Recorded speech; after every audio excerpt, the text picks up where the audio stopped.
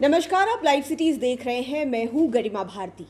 बिहार में अगर सबसे ज्यादा काम देखा जाए तो भूमि एवं राजस्व सुधार विभाग में काम होता हुआ दिखाई देता है, क्योंकि बड़ी संख्या में बड़े नंबर्स में ट्रांसफर पोस्टिंग किए जा रहे हैं ताकि सभी चीज़ों को सुधारा जा सके, अधिकारियों को टाइट किया जा सके और कई सारे मामले जो हैं, जो अटके हुए मामले, उनको क्लियर किया जाए। और विभाग ये कोशिश कर रही है, सरकार ये कोशिश कर रही है कि सभी चीज़ों को ऑनलाइन किया जाए। ये आपके डोर स्टेप तक नहीं, आपके मोबाइल स्क्रीन तक पहुंच जाए ताकि आपको दफ्तरों के चक्कर ना काटने पड़े। लेकिन इस पूरे मामले में सरकार और भूमि सुधार एवं राजस्व विभाग जो है वो फेल होती हुई नजर आ रही है। ऐसा हम नहीं कह रहे हैं, ऐसा पटना हाईकोर्ट ने कहा है, क्योंकि म्यूटेशन के दाखिल खारिज के कई सारे मामले हैं जो बिहार भर में लंबित हैं और इतने सारे अधिकारियों के होने के बावजूद,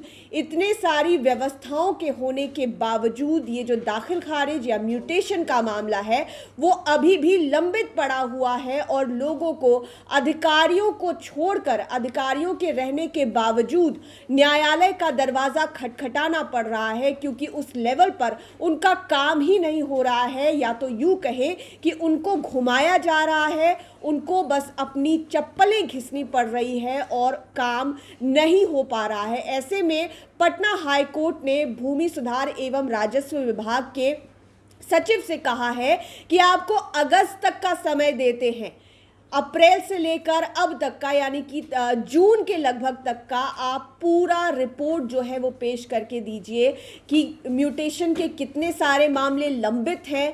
30 दिनों का टाइम रहता है मामलों को समझाने का, मामलों को सुलटाने का।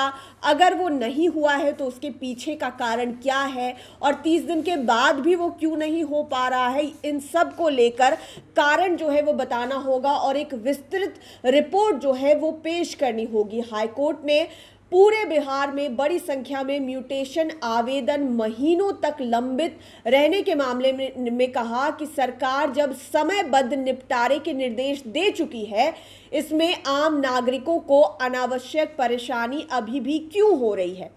अदालत ने राजस्व एवं भूमि सुधार विभाग के प्रधान सचिव को व्यक्तिगत शपथ पत्र दाखिल करने का आदेश दिया है। इसमें उन्हें यह बताना होगा कि लंबित मामलों पर कार्रवाई क्यों नहीं हो रही है, लापरवाह अंचल अधिकारियों के खिलाफ क्या कदम उठाए जाएंगे, म्यूटेशन प्रक्रिया को सरल और समयबद्ध बनाने के लिए क्या सुधार किए जाएंगे। प्रधान सचिव को राज्य के सभी अंचल कार्यालयों से रिपोर्ट मांगने का निर्देश दिया गया है। रिपोर्ट में 1 अप्रैल 2026 से प्राप्त आवेदन निस्तारित मामले, 15 जून 2026 तक लंबित मामले, 30 दिनों से अधिक लंबित मामलों की संख्या, लंबित रहने के कारण और आवेदकों को सूचना देने की स्थिति का विवरण देना होगा।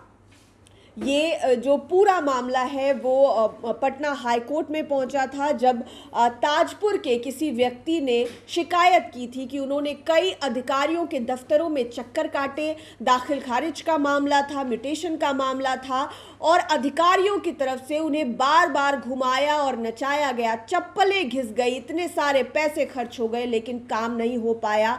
और हाईकोर्ट ने अपनी टिप्पणी में साफ कहा कि इतने छोटे से मामले में अगर बिहार के किसी सिविलियन को, किसी नागरिक को हाईकोर्ट का दरवाजा खटखटाना पड़ रहा है तो ये बहुत ही शर्मनाक बात है।